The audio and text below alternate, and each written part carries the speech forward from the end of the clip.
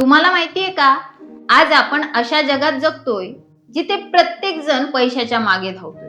Social media उघडला की पैसे कसे कमवायचे, गुंतवणूक कशी वाढवायची याच टिप्स मिळतात. पण कधी विचार केला का की माणसाची बँक बॅलन्स जशी वाढते तशी त्याची मानसिक अस्वस्थता आणि चिंता सुद्धा का वाढते? आपण पैसा कमवण्यात पटाईत झालोय, पण समाधान कसं मिळवायचं हे मात्र विसरत चाललो. या समस्येचं उत्तर कोणत्याही फायनान्शियल ऍप मध्ये मिळणार नाही.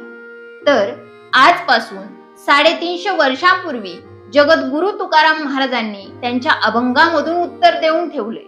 तर चला आज तेच आर्थिक व्यवस्थापन सोप्या भाषेत समजून घेऊया. रामकृष्ण हरी. मी कीर्तनकार हरिभक्त परायण काजलताई कोतवाल. महाराष्ट्रभर कीर्तन प्रवचन करत असताना आणि मुलींसाठी ज्ञान माऊली गुरुकुल ही निवासी वारकरी शिक्षण संस्था चालवताना मला या विषयावर बोलणं थोडं महत्वाचं वाटलं, म्हणून हा व्हिडिओ तुमच्या समोर आलाय. तर चला आजच्या ज्ञान यात्रेला सुरुवात करूया. तुकोबाराय हे केवळ मंदिरात बसणारे संत नव्हते. ते स्वतः एक व्यावसायिक होते, दुकानदार होते. त्यांनी गरिबी, कर्ज आणि आर्थिक चढ उतार खूप जवळून पाहिले होते. पैशाविषयी सांगताना ते एका प्रसिद्ध अभंगात म्हणतात, जोडोन या धन उत्तम व्यवहारे, उदास विचारे बेच करी. या 2 ओळी म्हणजे आजच्या काळातील फायनान्शियलचा सुवर्ण नियम आहे. तुकोबाराय म्हणतात, उत्तम व्यवहारे म्हणजे अगदी प्रामाणिकपणे कोणालाही न फसवता नैतिक मार्गाने धन कमवा, आणि उदास विचारे वेच करी म्हणजेच ते खर्च करताना अत्यंत संयमाने, शांत डोक्याने आणि जागरूकतेने खर्च करा. बघा, महाराजांनी कधीही पैसे कमवू नका असं म्हटलं नाही.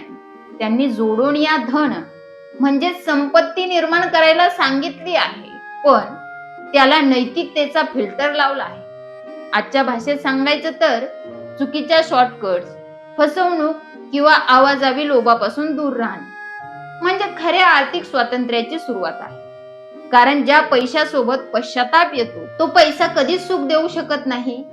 पण फक्त नैतिक मार्गाने पैसा कमवणं पुरेसं नाही, तर मिळालेल्या पैशात समाधानी राहणंही तितकंच महत्वाचं आहे. आजची जाहिरातबाजी आपल्याला सतत जाणीव करून देतय की तुमच्याकडे काहीतरी कमी आहे.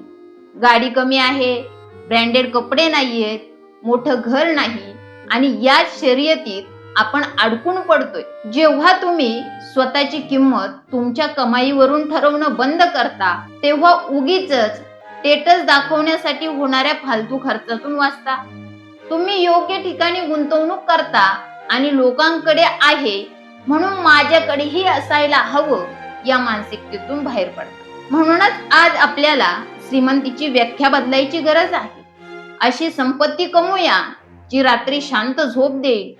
उत्तम व्यवहाराने धन कमवूया आणि समाधानाने ते राखूया. कारण तुकोबारायांचा हाच संदेश आहे, ज्याच्याकडे सगळ्यात जास्त वस्तू आहे तो श्रीमंत नाही, तर ज्याला आनंदी राहण्यासाठी सगळ्यात कमी वस्तूंची गरज भासते तो या जगातला सगळ्यात श्रीमंत माणूस आहे.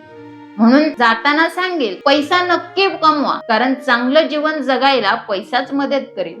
पण पैशासोबत येणारा अहंकार मात्र ठेचायला लागेल, नाहीतर पैसा काहीच कामाचा नाही. व्हिडिओ आवडला असेल तर आपल्या मित्र परिवाराला पाठवा. रामकृष्ण हरी.